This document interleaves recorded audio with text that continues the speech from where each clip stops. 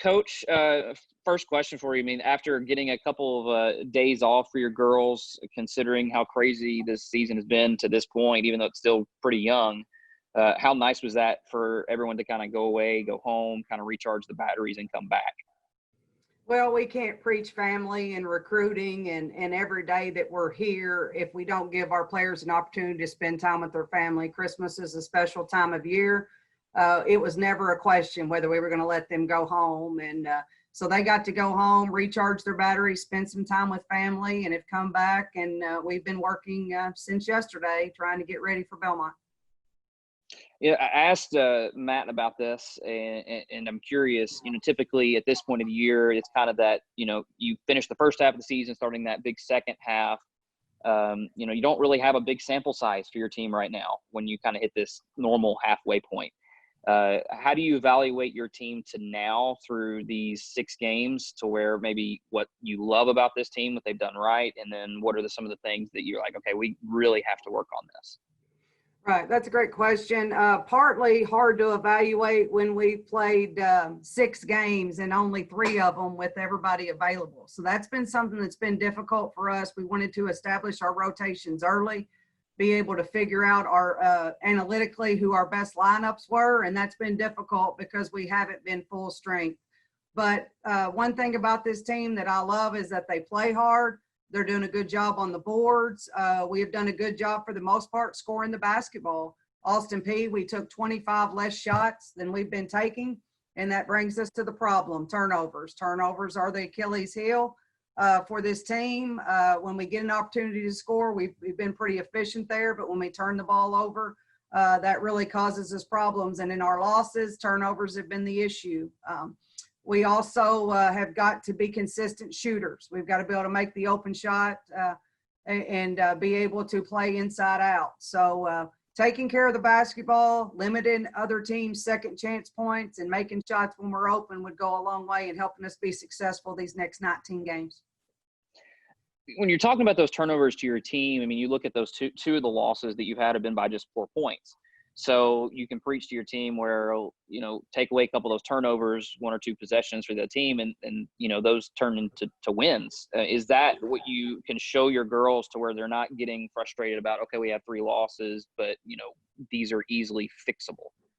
Absolutely. We're right there. I mean, we really are. And if we can get into a flow where we can keep everybody healthy, keep everybody in protocol, I think we're going to do some really good things these next 19 games. But because this year, more than ever, this team needed those 11 non-conference games to mesh, rotations. We've got a lot of new players mixing with our veterans, but we're right there. Again, we shot the ball 25 less times against Austin Peay because we didn't take care of it. Cut those turnovers in half, make 25% of those shots, we win the game. So these are things that we can get better at. These are things that we can fix. These are things that this somewhat young, inexperienced team will get better at as we go. We're just going to take it one at a time and try to do the best we can with what we've got.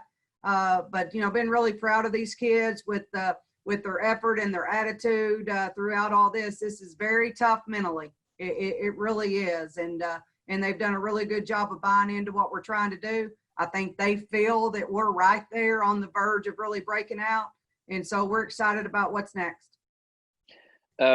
Where are you right now as far as having the whole team back? Well, that'll depend on testing this week. So if testing comes back good, then we should be good to go. But there's always a question mark with that. So really, the difficult thing for most coaches, I would have to say, is you don't really know up till right before the game, maybe the day before, the night before, who you have available. And so that's difficult, but we're hoping and praying that we get a bunch of negatives and we'll be full strength Wednesday. Because you've had to deal with it already several times this year, how much is that kind of keeping you up at night, that extra something you normally don't have to worry about heading into a game? Well, anybody that knows me knows that I don't sleep very well during the season, but that's because, you just got 1,000 things going through your mind. Matt Kelly told me the other day, he said, your mind never shuts off. And I think that that's true, but that's been true for 25, 26 years. No matter what it's been, it's always something constant. I'm always trying to figure out how I can help them be better. maybe we can tweak something that makes things easier for them. That's my job as a coach, to put them in the best situation to be successful. And that's what we're going to try to continue to do. But yes, the protocols and the COVID, adds a whole nother dimension that we're not used to having to deal with. But again, kids have done a great job staying positive through it all. And that's helped me to realize that you can only control what you can control. So we're trying to do that. One more question before I get to Belmont real quick. You talk about offensive efficiency for this team. Do you feel like this team is at a point where you think that, if you say go out and get me 80, 90, they can go out and do that? Because it seems like, on any given night, this team does have the capability of doing that. I do. I said from the beginning that we were very good offensively. I felt that from the time they hit campus, that we have several players that can score in different ways. We can have leading scorer every night. We finally have inside presence that we haven't had since I've been here. But we've got to be able to put the defensive effort. We had very good defensive effort against Austin Peay. I mean, we hold them to 65 points, 64, 11 less than they're averaging. The defense wasn't the problem. But then we don't shoot the basketball as many times as we need to because we're turning it over. If this team can ever get both sides of the ball figured out, we'll be difficult to beat. I think on any given night we can beat anybody, but we obviously have proven that on any given night anyone can beat us. But offensively still has to be a key component for us, and we have to still continue to get those FGAs up. My last question for you, about Belmont. Obviously, they've always been one of the tougher teams in the OVC, and then now they're coming off of that win against Auburn pretty convincingly. What have you seen out of them, and what are the challenges they're going to present to your team?